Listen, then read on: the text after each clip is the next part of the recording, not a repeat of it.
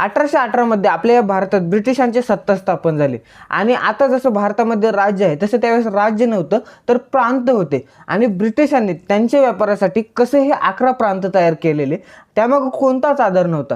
त्यांनी फक्त त्यांना जसा फायदा होईल तसे प्रांत तयार केले होते. भारतात इंग्रजांचे राज्य स्थापन झाल्यानंतर भारतातील अनेक विचारवंतांना आणि समाज सुधारकांना जाणीव झाली की आपल्या नव्या स्वरूपात राष्ट्रराज्य स्थापन झालं पाहिजे.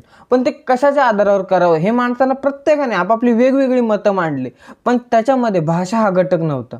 भाषिक प्रांत रचनेची मागणी ही बंगालच्या पार्टिशन पासून सुरू झाली. झालं काय की त्यावेळेस बंगाल हा खूप मोठा प्रांत होता आणि बंगालमध्ये सध्याचा बिहार, आसाम, पश्चिम बंगाल, बांगलादेश, छत्तीसगड, झारखंड आणि ओरिसा असे सगळे एकत्र होते आणि येथून मोठमोठे नेते, वकील, विचारवंत लोक वर येत होते आणि सोबतच तिथले लोक पण एकत्र येऊन इंग्रजांविरुद्ध आवाज उचलत होते आणि बंगालमध्ये राष्ट्रवाद हा खूपच वाढत चाललेला आणि या सगळ्यांचा ब्रिटिशांना खूप त्रास होत होता. आणि या सगळ्यासोबत व्यवहार करण्यासाठी डिसेंबर 1903 मध्ये ब्रिटिश सरकारच्या लॉर्ड कर्झनने बंगालच्या फाळणीचा निर्णय घेतला. ब्रिटिश सरकारला फाळणीनंतर बंगालचे 2 भाग करायचे होते, एक पश्चिम बंगाल आणि एक पूर्व बंगाल. आणि ब्रिटिश सरकारने लोकांना असं सांगितलं की बंगाल हा खूप मोठा प्रांत आहे आणि त्याच्या विकासासाठी बंगालचे 2 भाग करणं गरजेचं आहे.